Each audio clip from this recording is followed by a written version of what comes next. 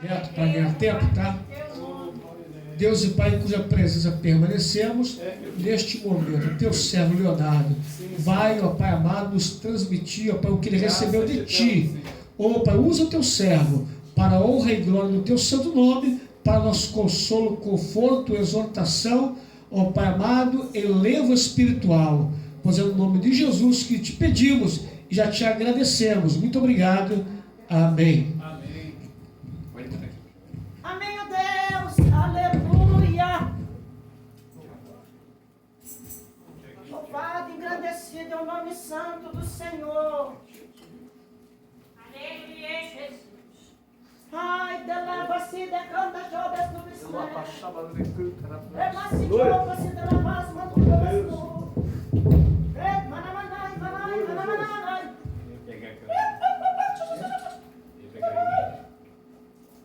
Aleluia. Aleluia. Oh, Deus meu, fortaleça a minha.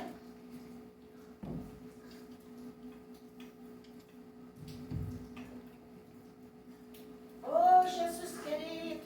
Glória a Como Deus. és maravilhoso, mestre. Aleluia. Aleluia, Jesus. Obrigado pelo teu grande amor para conosco, Deus. Aleluia. Aleluia. Cumprimento os irmãos com a paz do Senhor. Amém. 1 Coríntios, primeira carta de Paulo aos Coríntios, capítulo 15. Aleluia.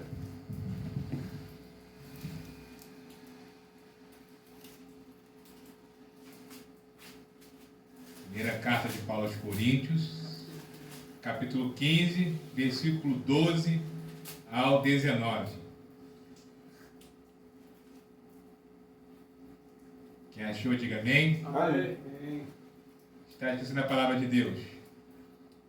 Versículo 12 até o 19.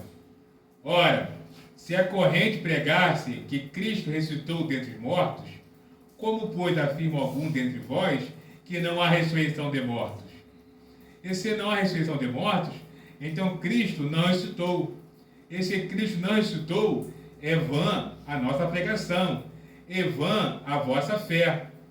E somos tidos por falsas testemunhas de Deus, porque temos asseverados contra Deus, que ele ressuscitou a Cristo, a qual ele não ressuscitou. E se é certo que os mortos não ressuscitam, porque se os mortos não ressuscitam, também Cristo não ressuscitou. E se Cristo não ressuscitou, é vã a vossa fé, e ainda permaneceis nos vossos pecados.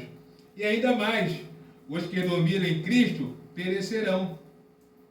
Se a nossa esperança em Cristo se limita apenas a essa vida, somos mais infelizes de todos os homens. Poder sentar? Aleluia. Amém?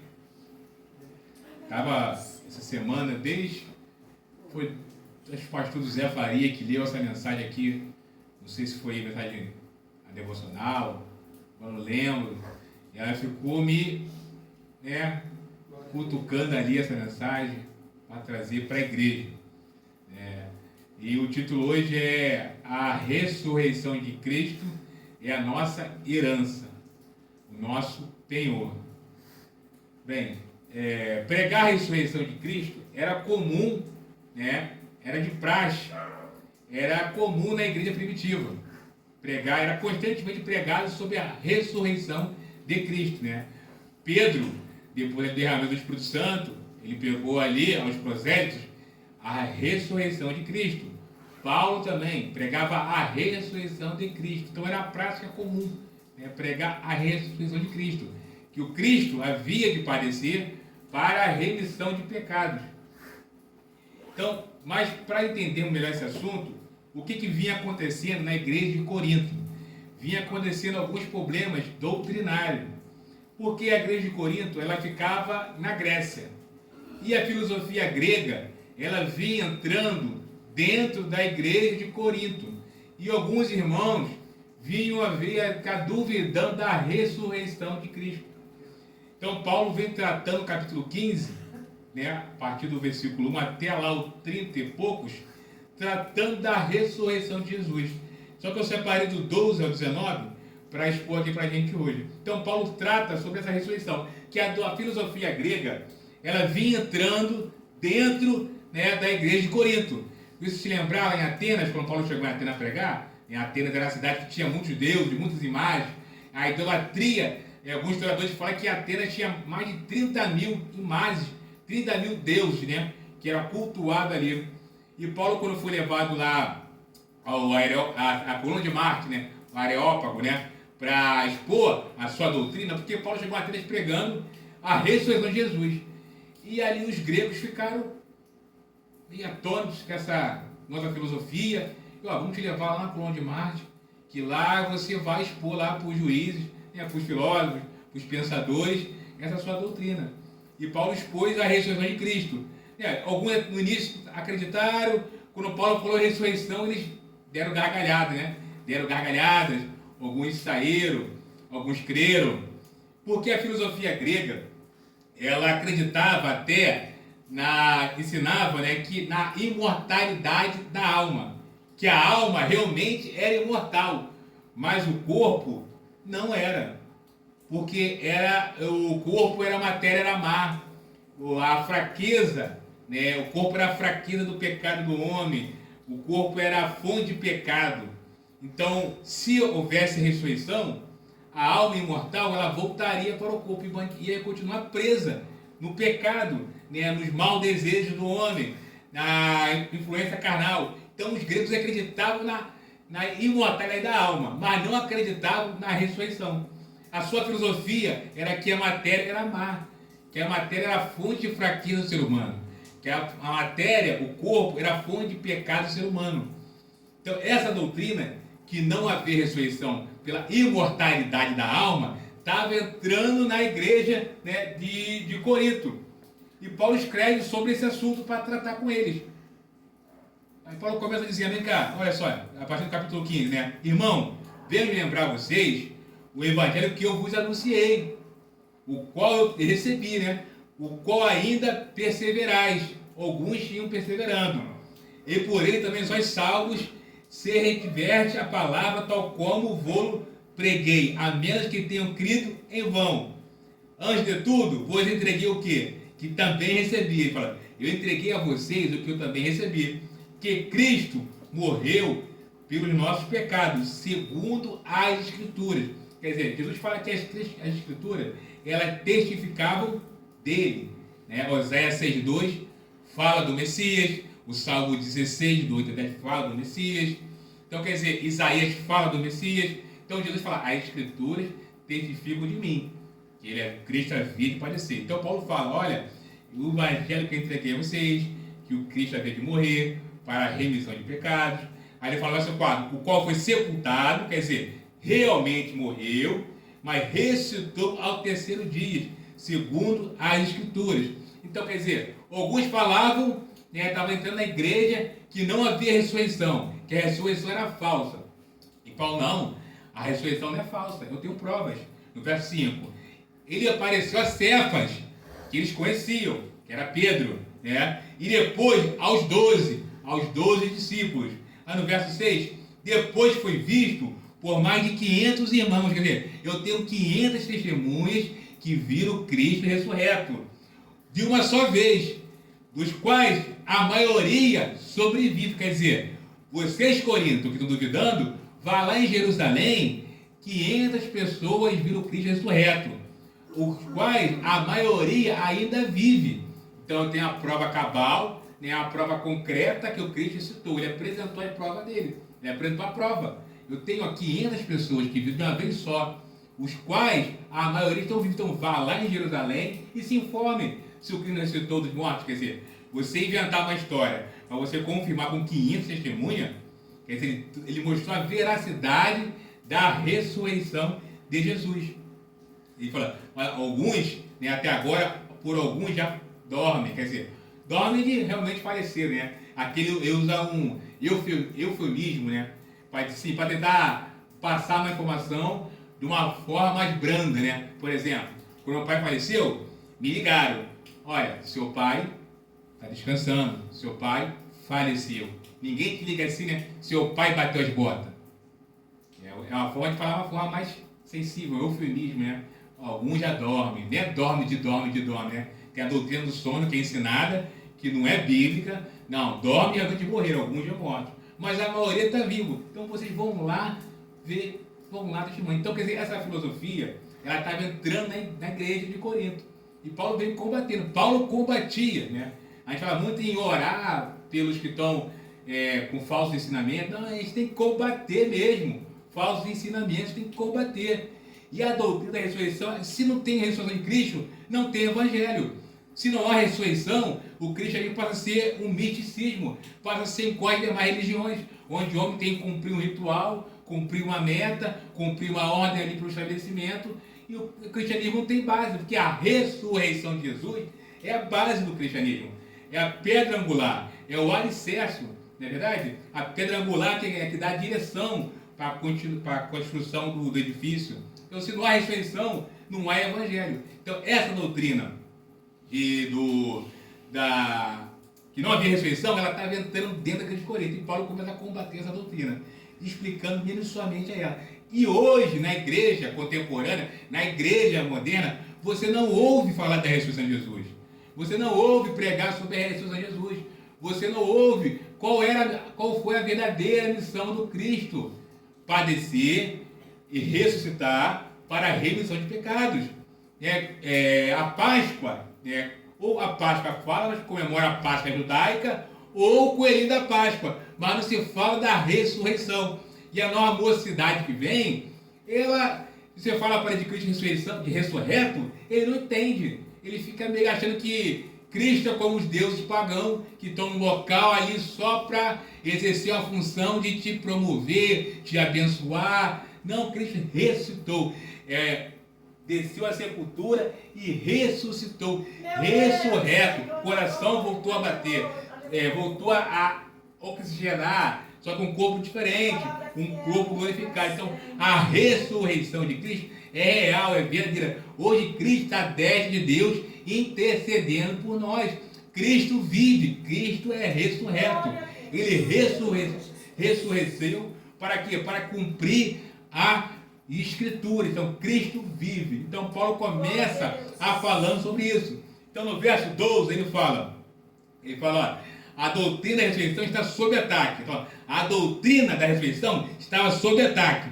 E hoje a doutrina da ressurreição está sob ataque. Então, no verso 12, ele faz a acusação. Olha só. Ora, se a corrente pregasse que Cristo ressuscitou entre os mortos, como, pois, afirma algum de vocês afirmam que não há ressurreição de mortos? Quer dizer, não, ele já mostrou, eu tenho testemunhas oculares, eu tenho 500 testemunhas, e alguns ainda vivem. Vão lá em Jerusalém ver.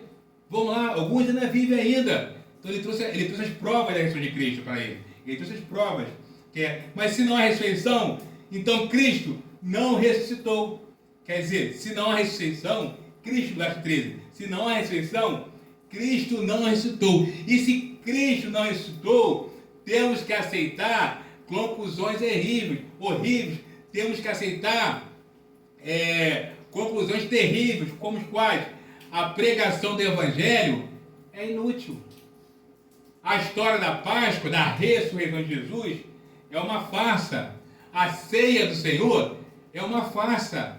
Porque se não há ressurreição de mortos, se Cristo não ressuscitou, a pregação do Evangelho é inútil. Então, comemos e bebemos que amanhã morreremos. Sejamos igual os gregos eram, hedonistas, né? O prazer a todo modo, o prazer, como é ensinado hoje nessa igreja, que é para jovem. Você tem direito ao comer o melhor dessa terra. Aproveitemos, comamos e bebemos, que amanhã morreremos. Se não há ressurreição, para que sofrer em vão? Para que padecer por Cristo? Então Paulo fala no verso 13, se não há ressurreição de mortos, então Cristo não ressuscitou. Então temos que aceitar essas conclusões horríveis, tristes. Sejamos hedonistas, igual os gregos eram. E Paulo começa a combater, dizendo para eles começam a entrar em parafernália. No verso 14, esse Cristo ressuscitou, é vã a nossa pregação, e é vã a vossa fé. Quer dizer, o vão aqui, ele tem o sentido de ser vazia, a nossa fé é vazia, a nossa fé é imaginária. Não há sentido, não há por que nos reunirmos como igreja se não há ressurreição do Cristo, se Cristo não ressuscitou. Não há por que nós reunirmos como igreja, não há por que pregarmos o Evangelho, não há para que tomarmos a ceia, não há para que ser batizados, se não há ressurreição de Cristo. Se não há ressurreição, para quê?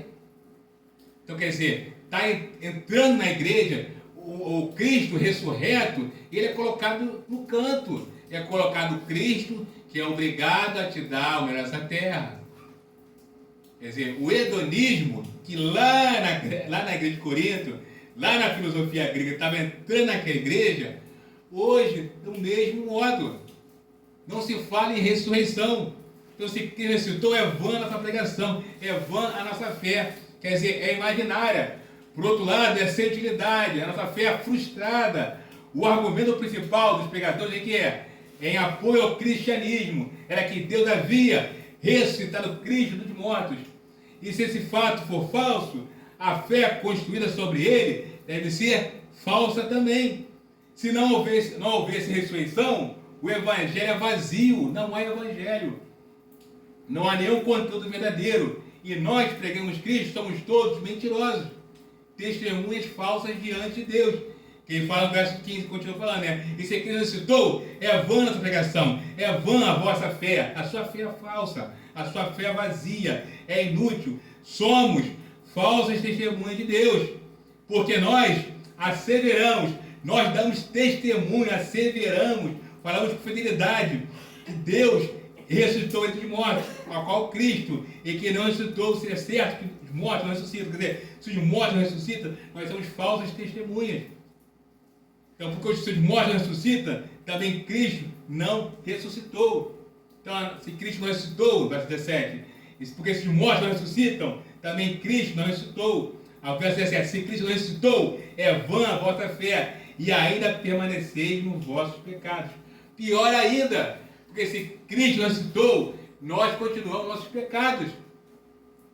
Nós continuamos mortos nos nossos delitos, nos nossos pecados. E quando nós fecharmos o olho nessa terra, nós não estamos justificados diante de Deus. Quer dizer, se Cristo não ressuscitou, gente, isso é muito sério. Isso é uma coisa muito grande. Porque se Cristo não ressuscitou, nós ainda continuamos nos nossos pecados. Está entendendo o tamanho desse problema? Que se não há ressurreição, não há pregação, não há fé. E nós continuamos mortos nos nossos pecados. Então nós não estamos justificados diante de Deus. Quer dizer, o Paulo fala, se Cristo ressuscitou, não há esperança para nós. Pior ainda, verso 18, e se Cristo ressuscitou, ainda mais, os que dormem em Cristo perecerão. Quer dizer, os que morrerem em Cristo estão perdidos, sem esperança. Por quê? Os mártires da igreja, os que foram queimados vivos, os que foram usados como tochas inflamáveis para ser queimados vivos. Pedro, Paulo, o pastor falou, foi crucificado de cabeça para baixo por uma traição da igreja. Os homens fiéis, mulheres piedosas, que morreram por essa mensagem, que morreram por esse evangelho, morreram em vão, porque não há ressurreição, porque Cristo ressuscitou. Então, quer dizer, os que dormem, os que já morreram em Cristo, os mártires da igreja, e nós que sofremos, somos os piores homens mais infelizes do mundo, se não há ressurreição, se não há ressurreição de mortos. Nós estamos mortos nos pecados. Os que já partiram para Cristo estão no mundo invisível. Quer dizer, como não há, somos iguais a mais religiões, onde aí cumprimos metas estabelecidas humanamente pelo homem. Então a gravidade que Paulo combateu lá em Corinto é a gravidade de hoje. É a gravidade de hoje. Nós não estamos, a Bíblia fala que temos que comemorar essa terra, mas não é isso. Não é só isso. A ressurreição, Cristo ressurreto, não podemos tirar a doutrina da ressurreição da palavra de Deus.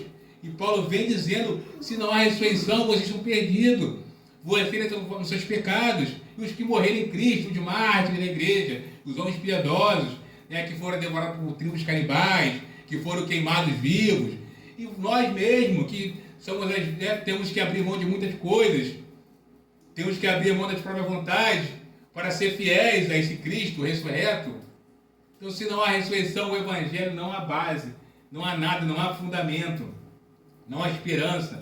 Né? E o verso 19, se a nossa esperança em Cristo se limita apenas a essa vida, somos mais infelizes de todos os homens. Quer dizer, porque para mim tem 1% que as aflições desse tempo presente não são para comparar com a glória que nós se revela. Porque Paulo fala em Romanos que aquelas aflições que ele passia, aquela prisão, né, naquela masmorra, naquele lugar frio, triste, sombrio, sozinho, ia passar, porque ele ia para um lugar muito melhor, né, pela ressurreição de Cristo, justificaria de Deus, ia passar a eternidade com Cristo. Mas, se não há ressurreição, então para onde ele vai? Vai para o mundo invisível, né? Vai para o mundo invisível. E nós, se não há ressurreição, nós estamos perdidos, nós estamos sem esperança, nós estamos igual os pagãos estão, né? Naquele tempo estavam sem Cristo, separados da comunidade de Israel, estranhos à aliança da promessa, não tendo esperança e sem Deus no mundo. Quer dizer, se não há ressurreição de Cristo, nós estamos igual os pagãos, sem esperança. Você vê, a pessoa diz muito, a pessoa faleceu, virou estrelinha, foi para o céu, virou um anjo, ganhou uma auréola, asinha. Não, pessoa que morre, que padece sem Cristo, ela não vira anjo e não vira estrelinha. Então, se não há ressurreição, nós estamos igual os pagãos. Mas não é isso que a Bíblia fala. Porque Isaías profetizou 700 anos atrás sobre esse Cristo. E se você ler Isaías 53, você vê o vigário de Cristo, o vitupério de Cristo, Isaías profetizando 700 anos antes. Isaías profetiza sobre esse Cristo.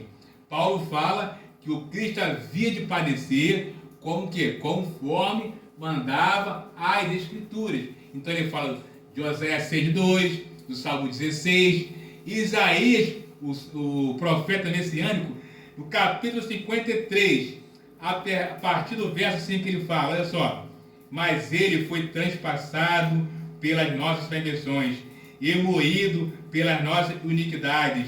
O castigo que nos traz a paz estava sobre ele, e pela sua pisadura fomos sarados.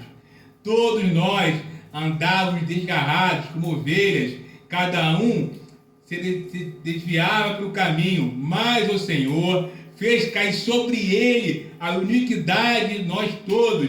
Ele foi oprimido e humilhado, mas não abriu a boca. Como cordeiro foi levado ao matadouro, e como ovelha muda perante os seus tosquiadores. Ele não abriu a boca. Por juízo opressor foi arrebatado, e de sua linhagem quem dela cogitou, porquanto foi cortado da terra dos viventes, por causa da transgressão do meu povo foi ele ferido. Designaram-lhe a sepultura como os perversos, mas com o rico esteve na sua morte, pois que nunca fez injustiça, nem dolo algum se achou em sua boca. Todavia ao Senhor agradou moê-lo, fazendo enfermar, quando der a ele a sua alma como oferta pelo pecado, verá sua prosperidade, prolongará os seus dias, e a vontade do Senhor prosperará nas suas mãos. Ele verá o fruto do penoso trabalho de sua alma, e ficará satisfeito, o meu servo, o justo, com o seu conhecimento, e justificará muitos, porque as iniquidades deles ele levou sobre si. Por isso, eu lhe darei muitos como a sua parte, e com poderoso repartirá ele o despojo. Por enquanto derramou a sua alma na morte, foi contado com os transgressores. Contudo, levou sobre si o pecado de muitos, e pelos transgressores intercedeu. Isaías profetiza ali 700 anos antes de Jesus, né, vir à terra ali, cumprir seu ministério. Quer dizer, você lê Isaías 53, você lembra do vitupério de Cristo, você lembra do ministério de Cristo. Quer dizer, Cristo falou as escrituras sagradas, elas testificam de mim, elas falam sobre mim. Quer dizer, a importância de quê? A importância de examinar as escrituras. Não podemos ficar, né, no oba-oba. Infelizmente estava num local essa semana e ali ensinando as pessoas oba-oba, que você não pode, que você não... Enfim, série de coisas. Não é isso. A ressurreição de Jesus, ela está sendo esquecida. Ela não está sendo falada, não está sendo pregada. O mais importante, a base do Evangelho é a ressurreição de Jesus, o qual foi entregue por causa das nossas transgressões. Ele ressuscitou por causa da nossa justiça. Cristo ressuscitou para a nossa justiça. A pedra rola, o túmulo vazio, o Cristo ressurreto. Quer dizer, a ressurreição de Jesus é a base do Evangelho. E essa filosofia, ela vinha entrando dentro da igreja de Corinto. E Paulo escreve esse tratado no capítulo 15, explicando sobre os benefícios da ressurreição e os malefícios se não houvesse a ressurreição. E Paulo fala: vocês creram nele, eu entreguei a vocês essa, que o Cristo havia de padecer para a remissão de pecados. Eu preguei isso a vocês. Vocês creram? Como é que agora vocês não creram mais? No versículo 33, ele fala: ó, não vos enganeis, as más conversações corrompem os bons costumes. Quer dizer, a influência da filosofia grega que estava entrando na igreja de Corinto, estava ali corrompendo alguns entre eles. Olha, as más conversações corrompem os bons costumes. Ele está falando sobre que a filosofia grega que estava entrando na igreja de Corinto, e alguns estavam se corrompendo. Quer dizer, então, essa filosofia do hedonista, né, do prazer ao grosso modo, você tem que viver nessa terra, você não está aqui para sofrer, e etc, etc. Está entrando na igreja, criando ministério para agradar jovem. Você pode escolher o tipo de igreja que você quer fazer parte. Tem tudo que é tipo. Não, aqui você tem que ser feliz. O que importa é ser feliz. Quer dizer, a filosofia grega, o hedonismo, dentro da igreja hoje, e aqui Paulo, há 2000 anos atrás, estava combatendo o mesmo assunto. E hoje é a mesma coisa, filosofia grega, filosofia que você não pode sofrer, que você tem que comer nessa terra, que você está aqui para abençoar a chave de carro. E eles profetizam, eles usam técnicas, na dominical, domingo, falando sobre na EBD domingo, que eles usam técnicas, né, de psicologia, escolhem as pessoas mais frágeis, abordam a pessoa, fazem a pessoa se emocionar, chorar, falam palavras, né, vãs, jogam ali o que a pessoa quer ouvir, e a pessoa se emociona. Você não pode sofrer, você não pode, você merece o melhor. Quer dizer, a mesma filosofia há 2000 anos atrás, e Paulo combatendo. E no verso 20, ele fala, ele confirma severamente, verso 20, mas de fato, Cristo ressuscitou dentre os mortos, sendo ele as primícias dos que dormem. Visto que a morte veio por um homem no mundo, né? E por um homem veio a ressurreição dos mortos. Quer dizer, a ressurreição dos mortos, a ressurreição de Cristo é a base do Evangelho, é a pedra angular. Não podemos, Cristo, botar ele como os deuses pagãos, como ele está lá no local, né, como gênio da lâmpada mágica, só para atender a nossa necessidade. Não, ele está lá porque ele cumpriu o propósito, o plano de Deus, com eficácia. Né? Deus o ressuscita dos mortos, aceita o sacrifício como oferta de sacrifício, quer dizer, o qual foi entregue por causa da nossa, ele morreu por causa das nossas transgressões, e ressuscitou para a nossa justificação, quer dizer, Deus aceita. E hoje aquele que creu nele, aquele que creu em Jesus, está justificado diante de Deus. Então, quando nós fecharmos o olho nessa terra, vamos para Cristo, vamos ter a eternidade com Deus, até aguardar a ressurreição do nosso corpo. E os que morreram em Cristo estão no Senhor. O ladrão da cruz: hoje mesmo tu estarás comigo no paraíso. Não tem essa de vai ficar dormindo até, não. Hoje mesmo. Hoje, Jesus falou, hoje mesmo estará comigo no paraíso. Então, quando você fechar os olhos nessa terra, nós iremos para Cristo, nós iremos para o paraíso com Ele. Não iremos para um lugar intermediário. É verdade? Então, essa ressurreição foi necessário Cristo padecer para a remissão de pecados. Ele vive aonde é o céu. Eu não sei, os cientistas, né, falam que o sistema, a galáxia, né, o universo, ele tem 900 e poucos bilhões, né, de diâmetros, assim, o universo observável, até onde consegue se ver 900 e poucos bilhões, e ele não para de se expandir. Então, onde é esse céu? Eu não sei, mas eu sei que ele é real, porque Paulo apresenta aos coríntios que estavam duvidando 500 testemunhas, 500, e fala, vá lá em Jerusalém, tem alguns ainda que estão vivos, vá lá. E lendo mais, Mateus, você vai falar sobre isso, quando Cristo aparece para mulheres, na época as mulheres não tinham fidelidade em testemunho, e o autor fez questão de colocar que ele apareceu para mulheres.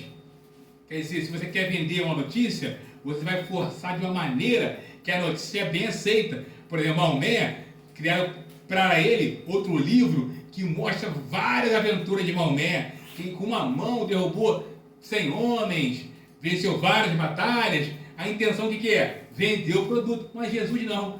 O Cristo, o Rei, o Messias, morre na cruz, né? Dá sua vida na cruz, quer dizer, e ressuscita. Então, a ressurreição é a base do Evangelho. Então, quero dizer aqui o seguinte, nessa oportunidade, que